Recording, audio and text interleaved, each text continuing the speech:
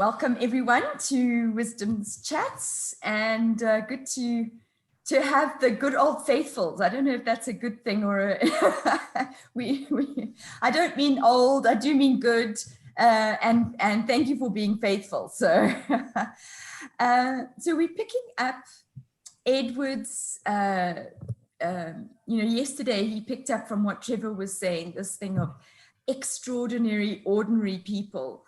And so Edward, I'm actually going to come straight across to you, because you that was a thought that was stimulated for you from the conversation yesterday. And you have a story to tell around it, and we'd love to hear your thinking around ordinary, extraordinary, extraordinary, ordinary. Yeah, to start with, I was thinking about the fact that ordinary people do extraordinary things. And then when I started thinking about it yesterday, I kind of thought, well, what is extraordinary?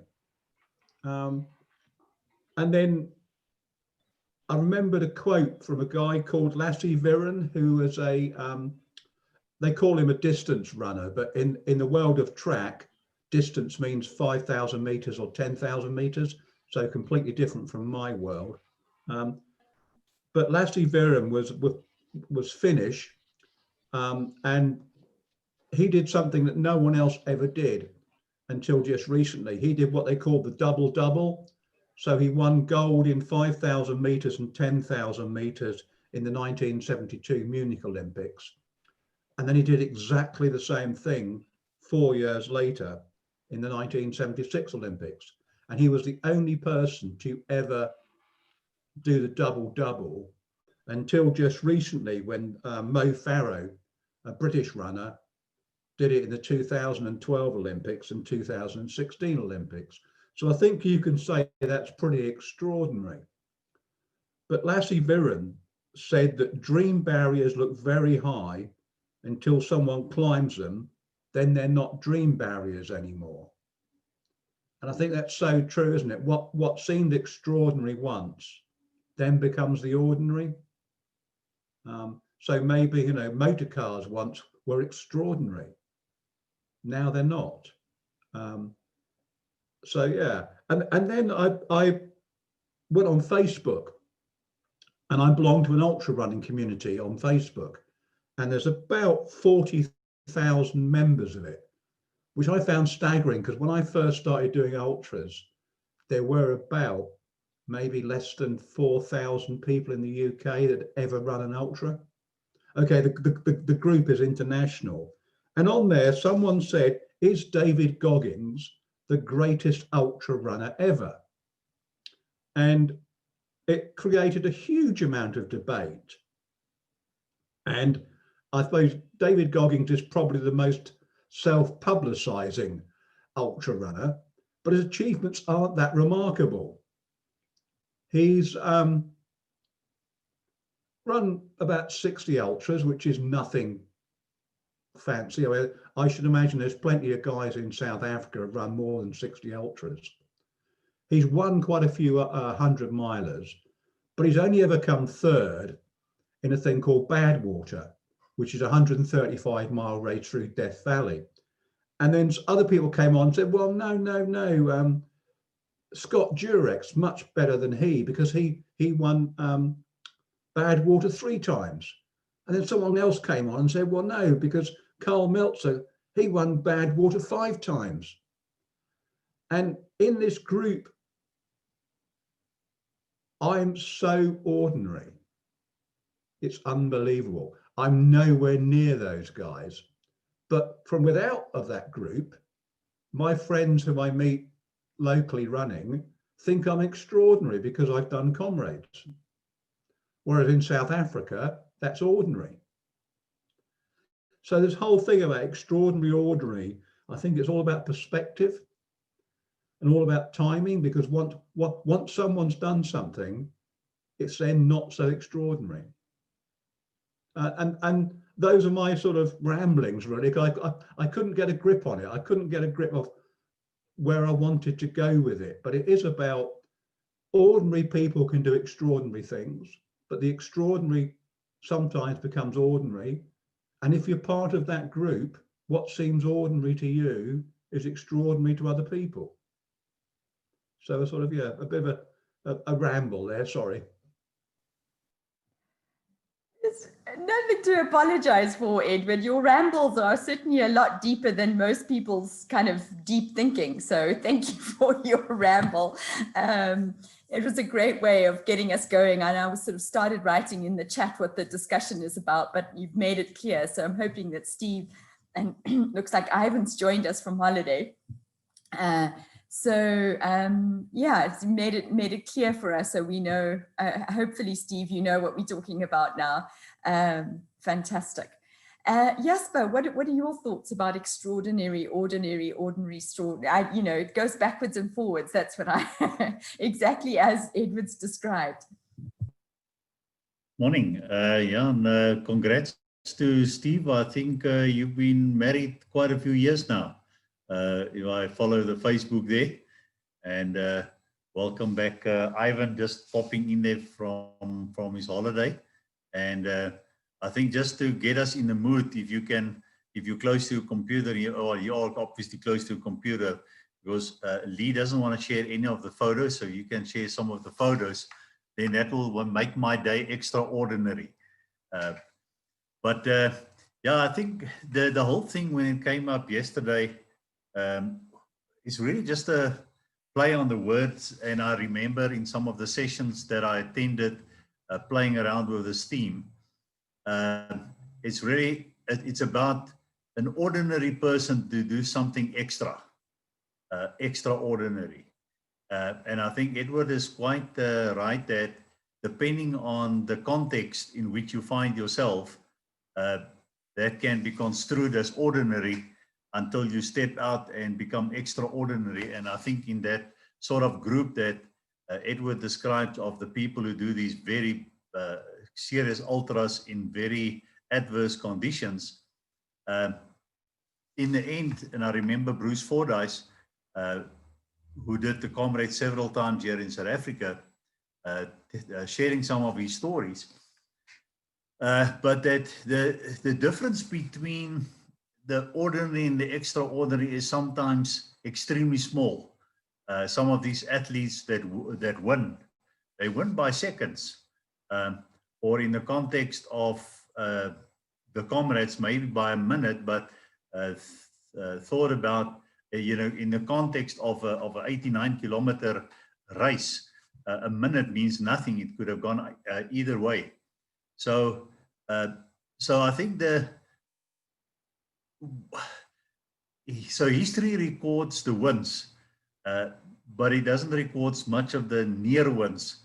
And for me, those people are also extraordinary because they were there in the race, and they have nothing to feel ashamed of. But unfortunately, we only count the wins, and we say, okay, he won so many times and so many times. And I was thinking of, and I actually still want to find a good autobiography of Mother Teresa. I imagine from her size, she wasn't a very big person. She was small. What was it that made her become so fierce in her belief and in her passion, that she, against all odds, and she believed in the dignity of man, and went on the streets of Calcutta and tried to show people a sense of dignity in the way she treats them. And they were really the outcast of society. So, depending on if your framework is, profit and fame and stuff like that, what make a person like that stick with it against all odds, in the face of fighting almost governments? I mean, you think of the forces against you with government, the money against you and stuff like that. So for me, I want to celebrate and the people that we will never hear of, that mother in the rural village that have to raise not only her kids, but also some abandoned kids and orphans. And in the face of total adversity, find the courage every day, get up, make food with the little that she has, and try and give a better future for the kids that she is put in charge of. So for me, I think every person is able to be extraordinary. It's about that thing to be persistent in the face of adversity, to be persistent in the face of overwhelming odds. And I think if we look at ourselves, we are sometimes very harsh on ourselves to say, you know, I aim to achieve X, Y, Z, and then when I don't achieve it, I'm a failure. But I want to say almost just to survive nowadays daily in the face of a very adverse economy, and keep positive and keep people around you positive. I want to say we're all extraordinary. So so that's my ramblings today. I'll leave it at that.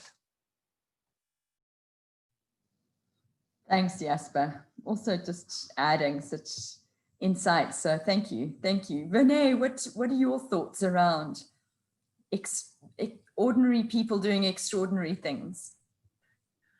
Well, when Edward sort of posed the subject, he didn't mention people, he just said extraordinary versus ordinary. And in a compliance and due diligence world, extraordinary is a really bad thing. It means that you come across something that is not in the normal course of business, and it's normally highlighted in an audit or in a due diligence report. So my immediate reaction was a negative one. It was extraordinary means a bad thing. But if we talk about people, I think that extraordinary people, or people that do exceptional things, actually have the ability to motivate themselves and to lift themselves above where they were born or what their circumstances were. And I agree with Jasper that all of us have a little bit of exceptional person in us, but we often try and hide it. Yeah, Edward, you're right. An extraordinary general meeting is not normally a good thing. But yeah, I think that we all have something where we can rise above the ordinary, and we need to have the confidence in ourselves to actually do that. To every day get up and think, what can I do today that is actually exceptional, and not just living this ordinary life. So yeah, those are my comments. As I say, my immediate reaction was a negative one, but yeah, thank you. I love that different perspective. It just makes you think differently, doesn't it? Is that, you know, we sort of, we automatically seem to admire when you think about people doing extraordinary things, that it's something to admire and respect. And it's good just to flip it and just say, okay, you know, what is an ordinary life? And I think that was also what Edward was kind of implying yesterday is, you know, what is amazing about just an ordinary life and living it well. So Steve, tell us about your thoughts. Thanks, Lee. I'll try. So I had a quick look for a quote from Mother Teresa that I sort of half remembered as Jasper was talking about her. And she's got this quote, I'll just quickly. Do ordinary things with extraordinary love. Do ordinary things with extraordinary love. And that's a quote, like, okay, I haven't sourced that. I haven't fact checked that that's definitely her, because the internet is great at attributing things to people where it doesn't belong, but it sounds like something she might say. And I think that partly for me is part of the extraordinary, is understanding that our daily lives are filled with ordinary things, and we can do them in very ordinary and boring ways, or we can do them in ways that really build life and health and community and connection with people. And all sorts of other wonderful things that can build our world. And so that really grabs me. And I do believe that she did extraordinary things with her life, but when you look at it, and they're incredibly ordinary. There's this wonderful story of her, again, I haven't fact checked this, but the sentiment is helpful. She's flown into a disaster area somewhere to consult with the government and all the key role players in something that's happened.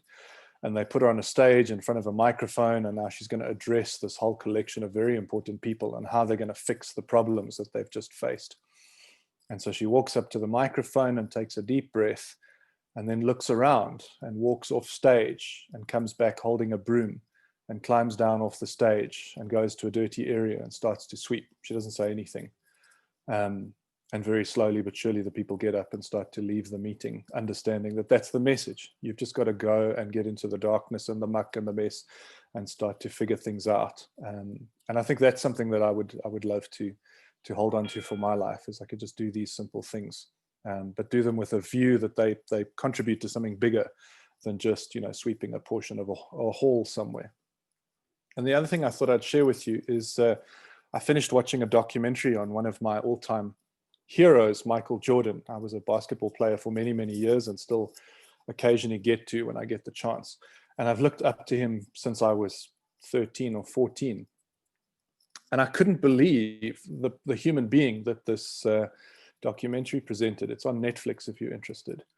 I mean, this is for those of you who are not familiar with the sport, this is somebody who's ranked in like the top 3 all-time or top 5 all-time players, and performed just amazing feats. And he's one of the only players, one of the very few players to hold 3 championships, three consecutive years, twice in a row. So they call it a three-peat. And to do that, you've got to be something special. And he started playing when he was young, and he had a wonderful supportive father, and he had incredible talent. But his extraordinary side was that he pushed his way. He would get up, if everyone else was getting up at 5 to train, he'd be up at 4. And the day after he won his 2nd championship, so the first time they did a 3 in a row, he said to his trainer, you know, when are we going to start training again? I mean, they just won the night before the major championship, and they started the very next day. And that's what pushed him to the absolute pinnacle, and he was extraordinary. But when you look at how he behaved with his teammates, and you look at the memories his teammates have of him, he was a miserable human being. He was a bully. He was just a miserable person to be around. And if he didn't think that you were going to contribute to the team's success, he would bully you and belittle you until you either got up to the level that he wanted you to perform at, or you left the team. And he did that to the coaching staff, the administrative staff, even the general manager. He literally just bullied people until they got into line with where he wanted them to be. And so that's a big part of his success, is that's how they managed to win these championships. And you can look at that as extraordinary. But on the one realm, I see his basketball sport achievements and I go, wow, that's quite something. And on the other hand, I look at his life and his legacy and what he's left with. And I just think, wow, you've wasted considerable opportunities. You could have been a wonderful sporting legend, and you could also have grown into a decent human being.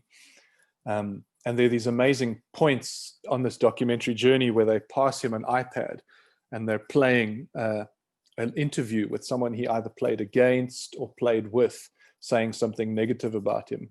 And he just laughs and he goes, oh, I don't remember it like that. That guy's crazy. Oh, what a load of crap, or whatever, that sort of stuff. And you think, sure. In his 50s or whatever he is now, and he looks back on that time, and all he can remember really is his own ego.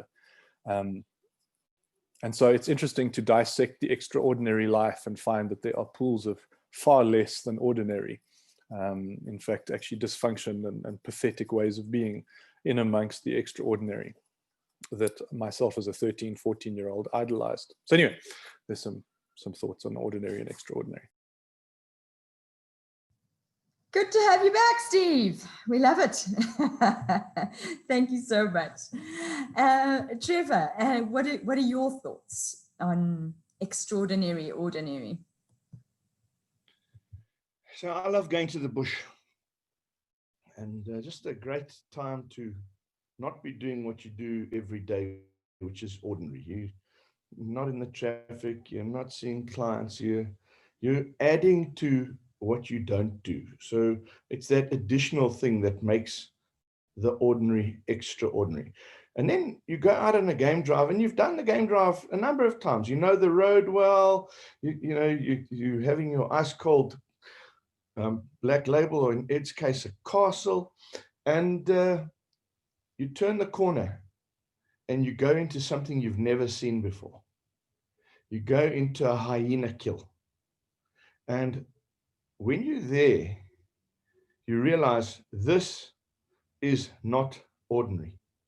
This is more than ordinary. So I think if it's more than ordinary, it qualifies as extraordinary. And, you know, I don't know who else has seen a hyena kill, but it's a different sort of kill. It's not like a bird kill. It's not like a lion kill or a leopard kill.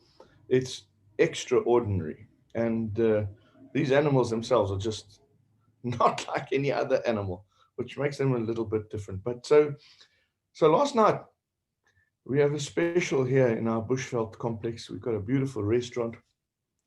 And I came back from an ordinary day. And ordinarily on a Monday, we have a special from our restaurant on the square here. And I thought, let me order my ordinary pizza.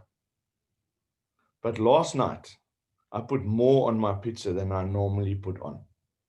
And I got to tell you, it was a little bit of capers out of my fridge and a little bit of fresh black pepper. And instead of having it with a beer, I had it with a Bloody Mary. And that made it extraordinary. What makes it extraordinary is this memory that lingers. And you know, I love what comes out of this thing. You know, Jasper, everything is recorded.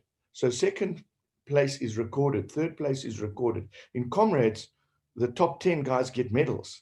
And my cousin had a green number very early on, and all his green numbers were gold medals. And he dropped dead on the side of the doozy. Now, that's an extraordinary way to die, considering he had done 22 doozies. So, you know, it's a very interesting question. So I think it comes for me down to more.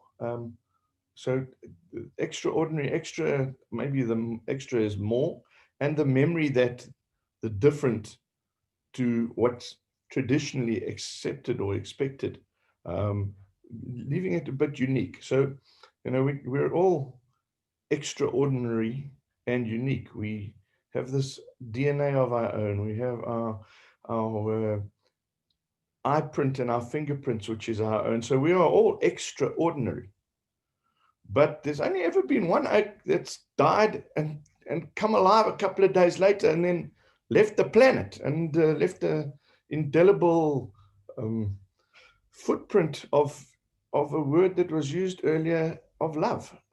And that's, for me, what is really the extraordinary. It's that more of love. So, yeah, you really got me going on this one. And I thought I wasn't going to make it this morning, but I really wanted to hear what was there. And I really loved Renee's take on this thing.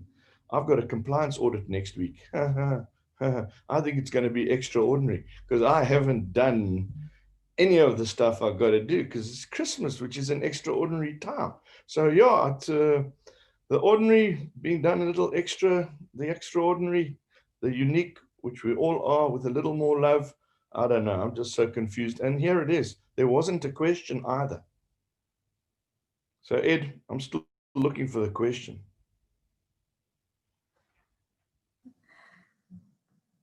Thanks, Trevor. It does illustrate the point, though, isn't it? Just two words: extraordinary, ordinary, and the richness of the discussion that comes from it. So Ivan, I don't know if you're there, if you can poke your head out, you want to say something, and we'd love to hear you share your deep and wonderful thoughts.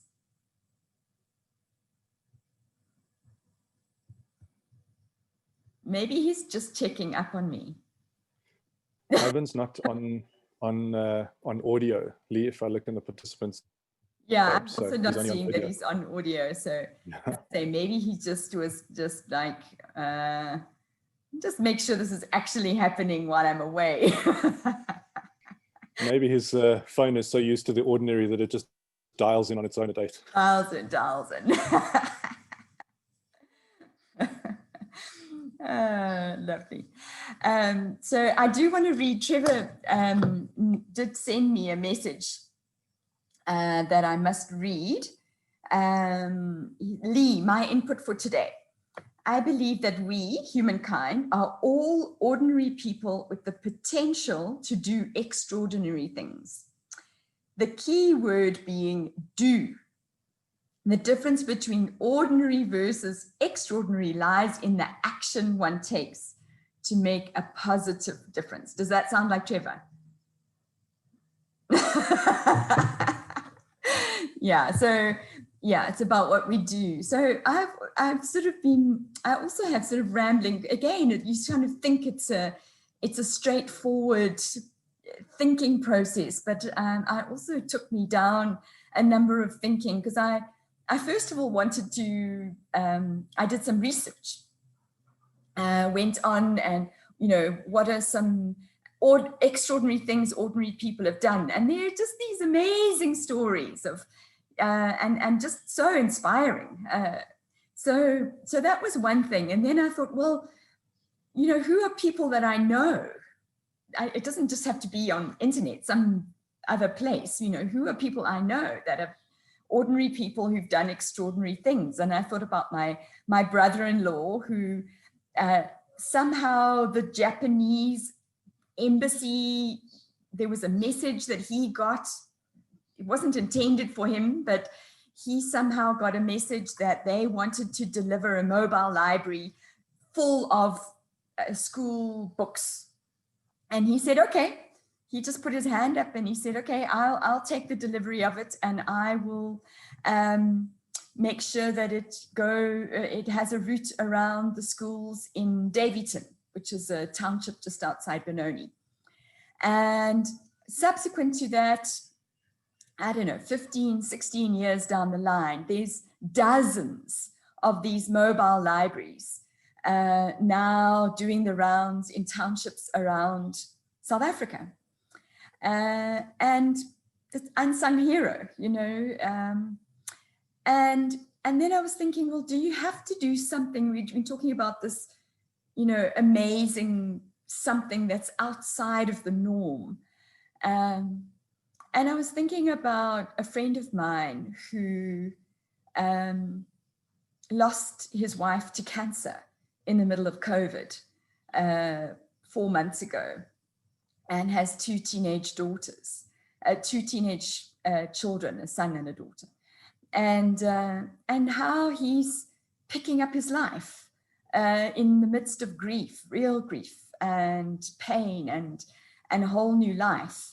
And just day by day doing the ordinary, but in a way that is taking tremendous courage and resilience. And what Jasper was saying, it's just this overcoming great odds.